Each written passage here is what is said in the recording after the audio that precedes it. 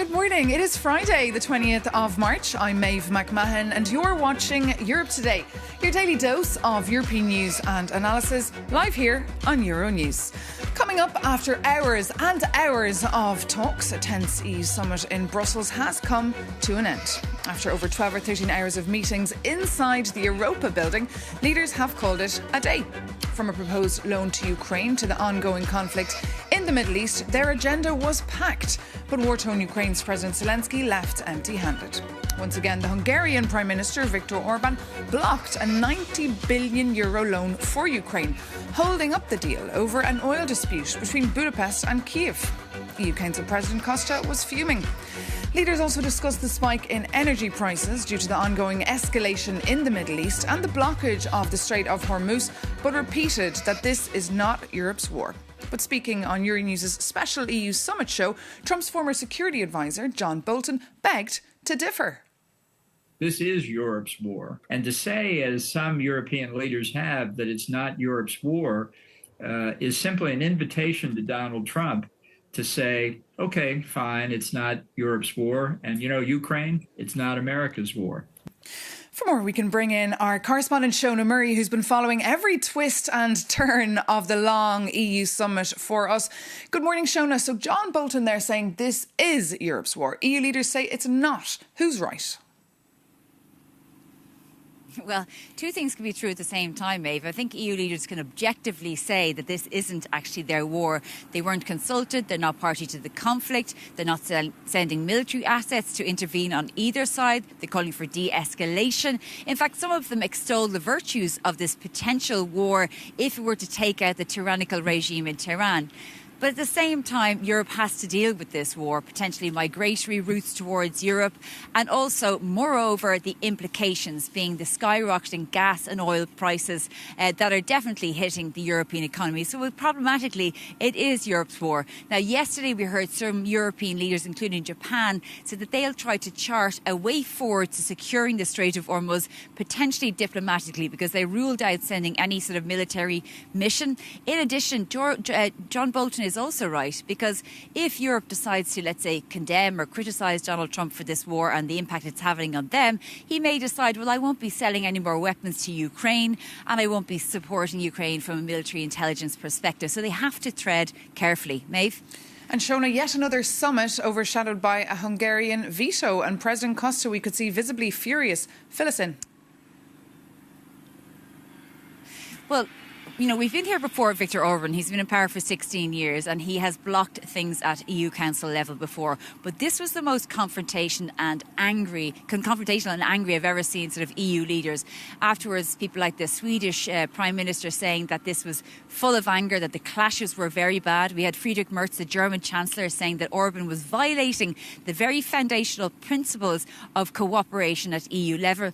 Bart de Wever, the Belgian Prime Minister, also making the point that he can't believe that Viktor Orban endorsed this loan before Christmas and now he's not going to execute it. As we know, the whole idea is that Viktor Orban is saying he's blocking €90 billion for Ukraine unless the Druzhba pipeline passaging Russian oil to Slovakia-Hungary is fixed. So last night, Antonio Costa, the President of the European Council, was asked about this by our own colleague Jorge, and he responded in very strong terms, essentially accusing Orban of blackmail. The leaders take the floor to clearly condemn the attitude from Viktor Orban, to remember that once a deal is a deal, and all the leaders need to honour their word. And nobody can blackmail the European Council, nobody can blackmail the European Union institutions. Antonio Costa, President of the European Council there, making the point that there has to be some sort of resolution to this. But at the same time, Maeve, Viktor Orban has successfully blocked this loan. There's a consensus also, Maeve, that he's in the middle of an election cycle, a general election, and he's using this as a sort of a soapbox to speak to the Hungarian voters back home that he's a sort of a strong man that has huge control at EU level. And in that way, he'd be right. Maeve? Well, indeed, those elections, Shona, taking place on the 12th of April. What's at stake here? Well, for Viktor Orban, lots at stake for European Union, lots at stake, and particularly for Ukraine, because Viktor Orban has made it his business to block not just the €90 billion loan, but he's also blocking the passage of the Ukraine becoming a member of the European Union. He spoke to our Europe Today editor, Maria Tadeo, last night, and he accused the European Union of actually meddling in the Hungarian elections, saying that they're trying to push, that there's an actual policy to push him out of government. Now, remember, he is trailing in the polls, and the opposition leader, Peter Major, is doing very well in the rural constituencies, which are key for Viktor Orban. But take a listen to that conversation last night. Here in Brussels, many of them, especially EPP, think that the only way out of this situation is that the national government lose the election and the pro-Ukrainian government will be formed. This here is not just a hope, it's a program, may I say. Even they finance the Hungarian opposition from here. Is Ursula von der Leyen, you say they have a program. Who is the program? And would you argue Ursula von der Leyen wants you out of government? All the European institutions, including parties and the Commission, would like to have a change in Hungary of the government, and they finance it, yes. Viktor Orban there speaking to our Maria Tadeo, and before that, of course, Yuri's Shona Murray giving a very comprehensive update on that EU summit last night. And of course, President Volodymyr Zelensky also joined those talks via video link to discuss the ongoing situation in his country and the fact that his country will suffer dearly without this loan. Last month, we saw the IMF had to disburse $1.5 billion to keep the country running. For more on The View from Kiev, I'm joined here in the studio by Yuroniews's Ukraine correspondent, that is Sasha Vakalina. So another very tough summit for Ukraine, with Antonio Costa very, very angry, a man who's normally very mild-mannered. Indeed, and Volodymyr Zelensky being very, very disappointed, Maeve. This was a rare occasion when Volodymyr Zelensky was not here at the Council himself in Brussels. He only connected, as you say, on the video link. This is not something that we're used to while covering the EU councils here. Apart from the €90 billion loan, there is another step that Hungary is blocking, is the new package of sanctions against Russia. So all of that, this is an impasse that we're in now. And Viktor Orban, insisted that he's not going to move anywhere, that he's not going to change his mind or have any sort of change of heart until the moment that the oil is flowing through Druzhba, the pipeline that was damaged by the Russian attack at the end of January, and which both Ukraine and the European Union promised to fix. Let's take a listen to what Viktor Orban had to say. We would like to get the oil which is ours from the Ukrainians, which is now blocked by the Ukrainians. I will never support any kind of decision here which is in favor of Ukraine. Still, the Hungarians are not able to get the oil which belongs to us. Viktor Orban insists that the oil is blocked by Ukraine and the Ukrainians, not because of the Russian attack on the pipeline infrastructure. Now, Volodymyr Zelensky indeed was very disappointed when he addressed the leaders and also when he delivered his usual and traditional evening address. But he did insist that he hopes that the European leaders will find the solution and will find a way to unblock this loan for Ukraine. This is what he said.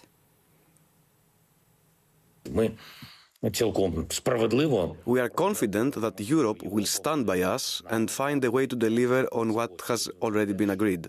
I would like to thank every leader who stands with us on these issues, because this is a matter of protecting the lives of our people and safeguarding normality. Volodymyr Zelensky there. And Sasha, how will Ukraine now manage without this money? Ukraine will have to find a solution, but also the timeline is very interesting because there's not much time left. Now, Ukraine will be running out of money with this big financial hole looming in just a couple of weeks. Kyiv said that they might find the solution to stretch it a little bit, but not too much. Ukraine's finance minister spoke to Yuroniewz as well during the summit, and this is what he said about Kyiv's way forward. It's definitely not welcoming news from Brussels, but I think that all our counterparts and countries which support Ukraine are doing their best to secure Ukraine's financial needs for next 2 years. That's why I'm confident enough that rather sooner than later we will be able to get access for this €90 billion. The sooner the better for Ukraine, but also for the European Union regarding delivering its promise and already the decision that has been agreed upon in December. Now, not a single decision when it comes to aid for Ukraine from the European Union is an easy one. There are always like consultations and talks and rounds of negotiations. So this is why it's specifically disappointed. Regarding the timeline, though, for Druzhba pipeline, now, it is expected to be fixed the earliest in the second half of April. Now, the question is, how much time will it take from that moment onwards for Hungary, past the elections, of course, to unblock the package and unblock that loan? It's pretty gripping. Whatever happens, of course, we will report it. Sasha Vakalina, thank you so much for that update. Now, you might remember that this EU summit was actually meant to focus on competitiveness and boosting the European economy. An EU leaders' retreat in February had actually set the scene. EU leaders want to deepen the single market, make it easier for startups and scaling up across EU borders. In our special summit show last night, Yoronews editor Maria Taddeo spoke to the former Italian Prime Minister Enrico Letta, the author of that famous paper, One Europe, One Market. It was supposed to be the European Council for competitiveness. The European leaders, they have to intervene on both sides. Immediate interventions to lower the cost of energy today, but they have to continue working on implementing the reports on how to strengthen European economy, integrating the single market, creating this plan, One Europe, One Market, that is for the next months and next years. The main problem with Trump, is Trump is setting the agenda every day in a different way. The European leaders, they have to be very, very focused on their own agenda. That is fundamental. So a bit of a cold shower there from Enrico Letta, reminding EU leaders that despite the fact that their summit was derailed by ongoing crisis, in a world dominated by President Trump and geopolitical competition, Europe needs to respond fast by completing the single market, which allows, of course, the free movement of goods, capital and services and people. EU leaders also dived deep into the topic of ETS. That's a huge chunk of Brussels' climate policy that aspires to make big polluters pay. If you haven't heard of ETS, our Jakub Janis has you covered. Spring is coming to Brussels, but all your reporter hears when he goes outside is ETS, ETS, ETS, ETS, ETS, ETS, ETS scheme. And that is because 10 EU countries are in open revolt against the bloc's flagship climate policy. But hold on, what actually is the ETS? And why is there such a massive backlash against it? ETS, so emissions trading system, is essentially Europe's carbon market. And it works on a simple polluter pays principle. Heavy industries, power plants and airlines must buy allowances to cover the carbon they emit into the atmosphere. It is used for two main goals: to force companies to cut their greenhouse emissions and to push them to invest in sustainable green technologies. In the last 20 years, the ETS has slashed greenhouse gas emissions by 39% and has generated over 260 billion euros to fund clean energy. But 10 member states, including Italy, Poland and Austria, say the system is moving too fast. Italian Industry Minister Adolfo Urso even called the ETS a tax with a perverse effect, warning it prevents Europe from competing globally. And critics argue that with energy prices already soaring from the war in Iran, adding high carbon costs creates an existential risk for European businesses. And here is an example. The chemical sector alone reports that over 100 facilities have shut down, wiping out 75,000 jobs. And that is why Italy is pushing to suspend the system entirely. And the rest demand the EU extend free carbon allowances beyond 2034. Look, I know all of that sounds a bit technical, but one thing is clear. The energy transition is no longer just a climate goal. It has become a battle for European security and industrial survival. Jakub Janis reporting for us there. And now to talk us through the dramatic summit yesterday that raises more questions now than answers, we're joined here on set by Hildegard Bentele, the senior German Conservative member of the European Parliament from the CDU party. Thank you so much for joining us. So quite a night there. Pretty rough for Ukraine. What's the plan B now? Well, for the time being, we need more consultations now. Well, nobody expected this kind of outcome, but I think, there was the offer to inspect the pipeline, maybe, which was not, well perceived because Slovak and Hungarian participants couldn't attend. So maybe there's another attempt, to bring. So when you say nobody expected this outcome, you mean nobody expected that veto last night from the Hungarian Prime Minister? I think not to that extent. This is why we do not have yet a plan B, and leaders left without. And are you furious also with Viktor Orban the same way Antonio Costa was? Yes, of course, but I think it's a tactic we know. So, and this is why there were some difficulties at the beginning, and this is, I think, why the President's Commission reached out, with this idea to inspect the pipeline. And as we know, it didn't went well. If it had gone well, maybe the outcome would have been different to accommodate. Indeed, because this should have been done months ago. Exactly. The war in the Middle East, it's entering now its 20th day. What is the EU doing to stop it? And is this Europe's war? Well, it's not from the beginning Europe's war, and Israel didn't ask, for EU participation.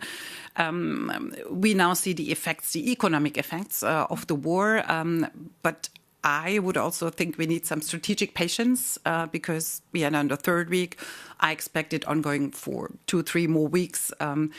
But then, and this was also seen from the leaders of the Gulf, they are also very furious about Iran, and I think there will be a reshaping of the Middle East.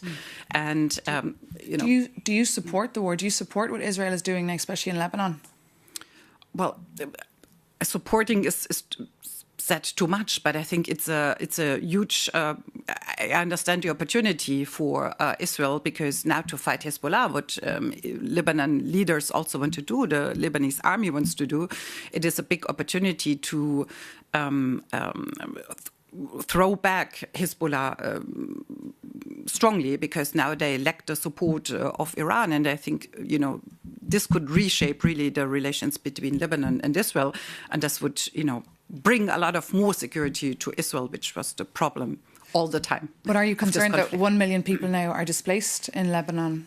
Sure. I mean, the war always brings displaced people with it, but we also have to remind that there are thousands of displaced Israelis in the north of Israel, because they were attacked constantly for the last 2 years from Hezbollah.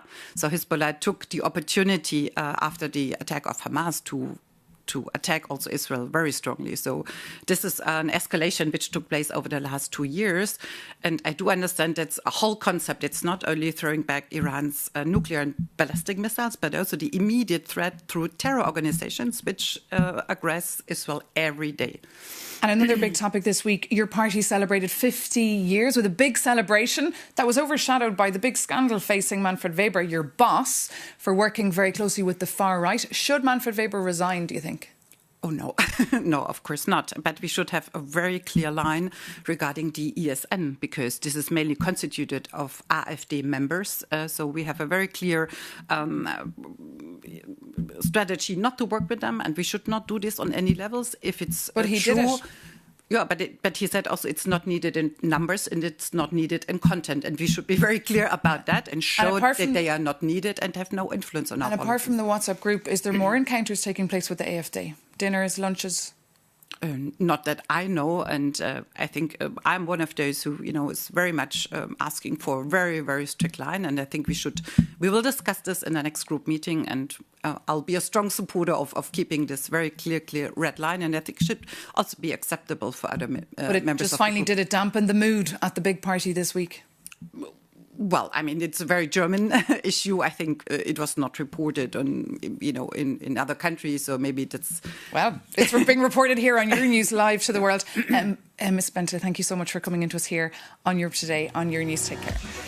And that, of course, brings this edition of Europe Today to an end. Thank you so much for tuning in. You can read more about any of the stories we're covering and, of course, more in-depth analysis on that EU summit on Euronews.com. Thanks again for tuning in. Take care and see you soon on Euronews.